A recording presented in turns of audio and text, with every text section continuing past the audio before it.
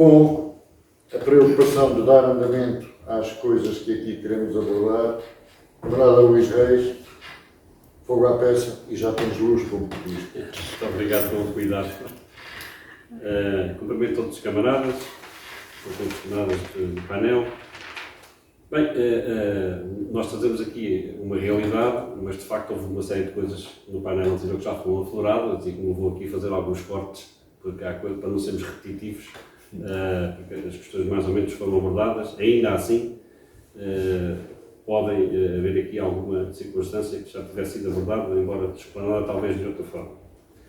É evidente que incide muito aqui na questão da Marinha, mas há aqui coisas que são idênticas e que serve para a Marinha e serve para os outros ramos, embora há algumas especificidades, há algumas coisas que acontecem de forma diferenciada sobre determinadas matérias nos outros ramos. Ao abordarmos a questão do recrutamento e retenção nas Forças Armadas, provavelmente falamos de um assunto que nos últimos 10 anos mais foi escrutinado. Mais estudos e análises foram feitas. De uma forma global, o que nos dizem os estudos? Que há que criar condições para uma mudança de paradigma das suas mais diversas vertentes, de forma a poder mitigar e inverter o atual ciclo negativo.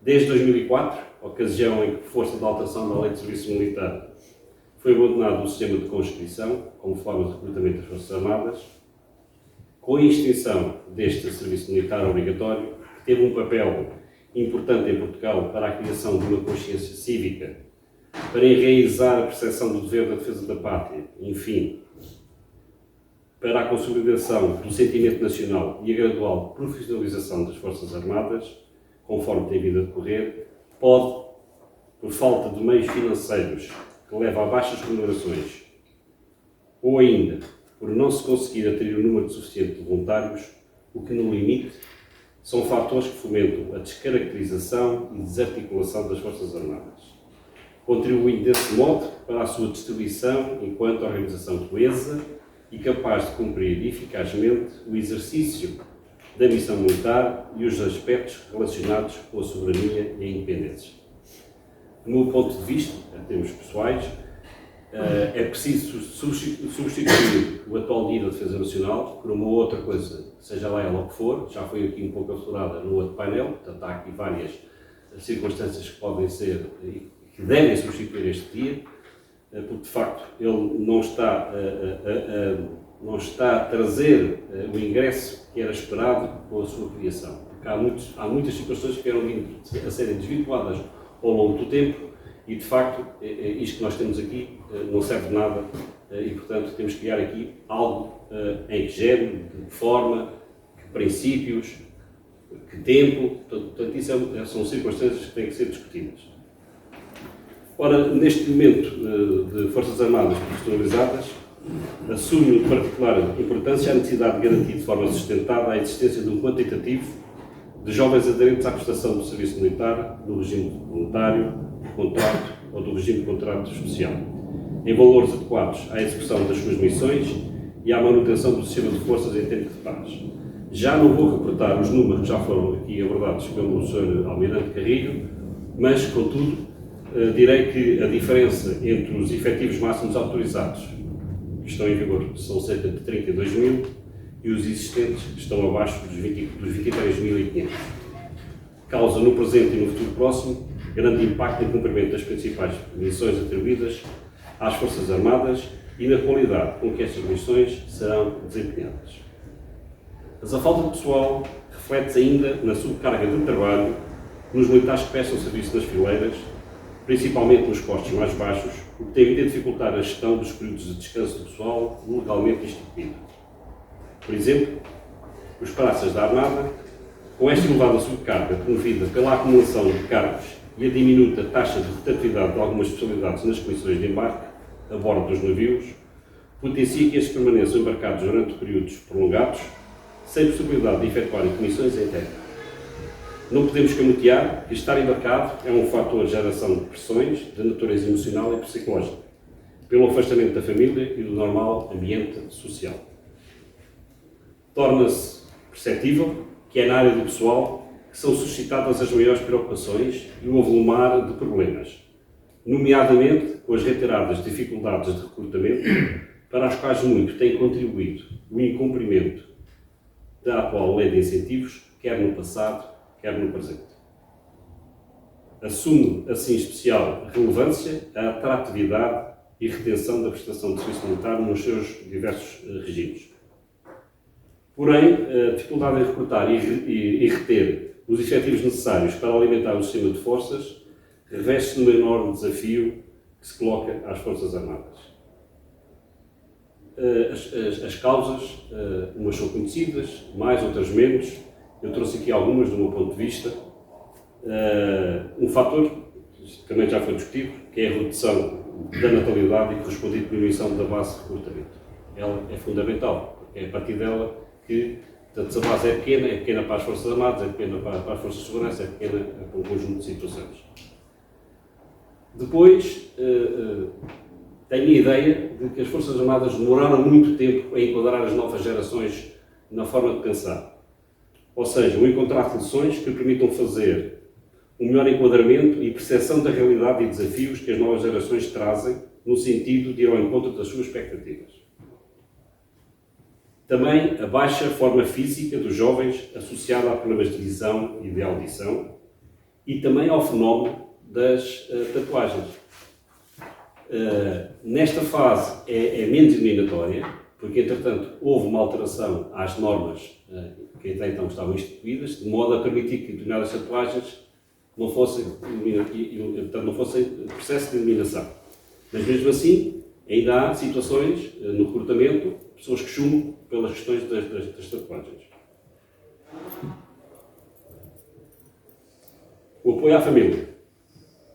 Dificuldade em manter o relacionamento familiar, nomeadamente provocado pelo afastamento significativo fruto das missões e serviços, entre outros, de escala, que preconizam no menor tempo para apoiar a família.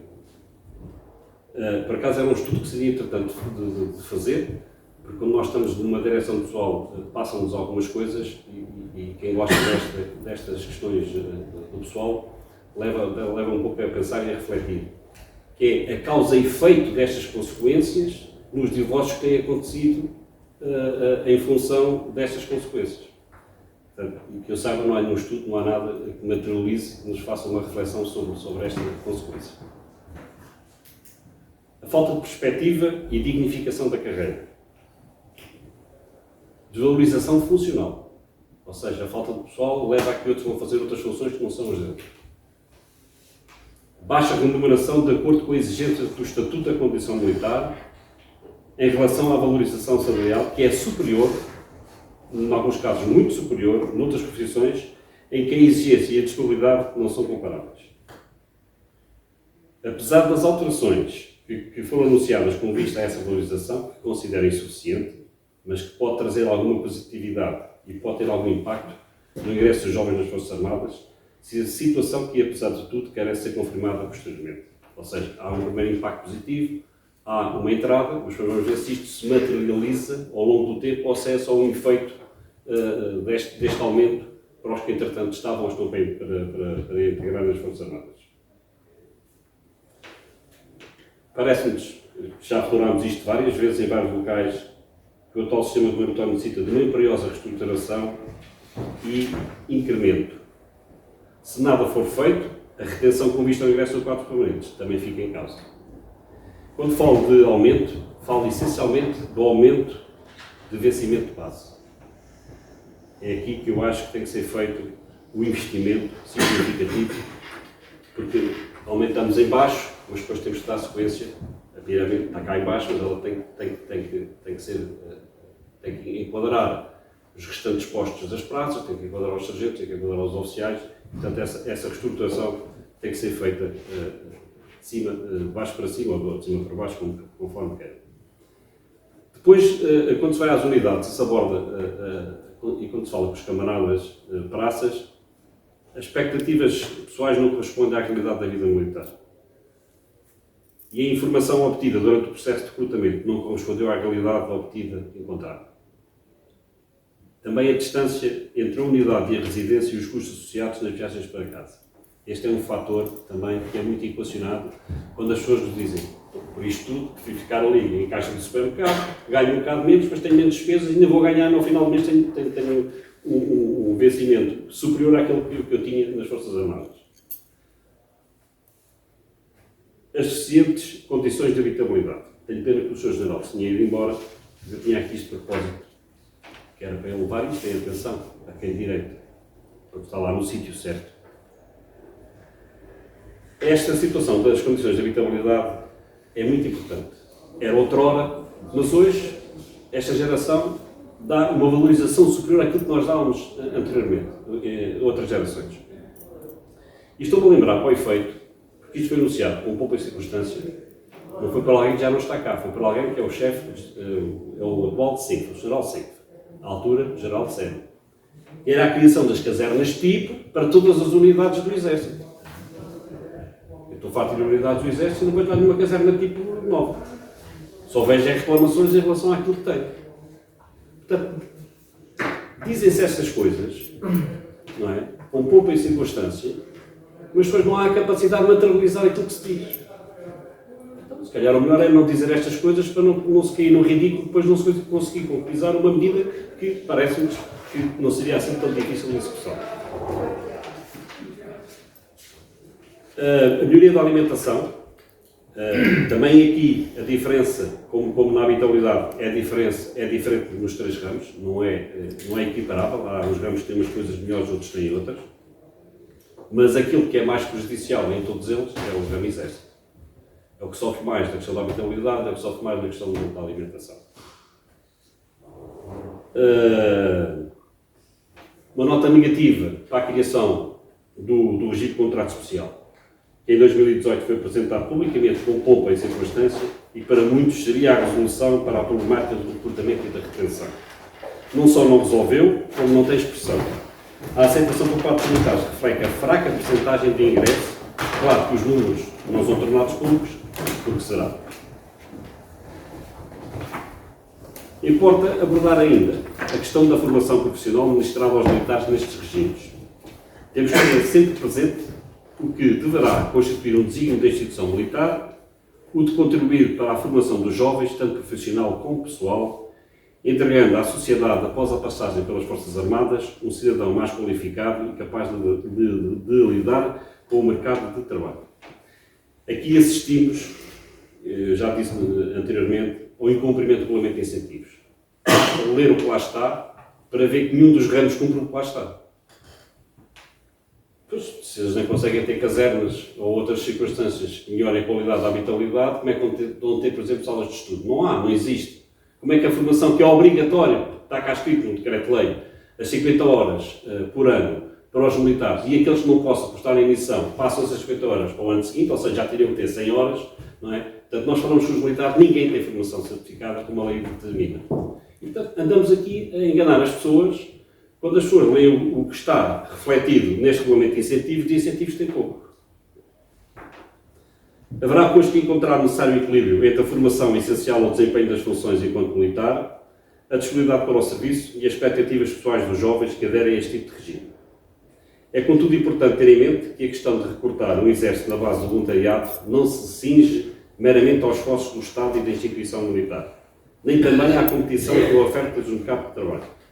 Tem a ver com aquilo que implica ser militar, que vai muito além de uma atividade laboral e que requer uma vocação, uma disponibilidade e uma apetência que podem não ser fáceis de encontrar. Termino afirmando que este desafio constitui-se uma questão de interesse nacional. Obrigado, Luís.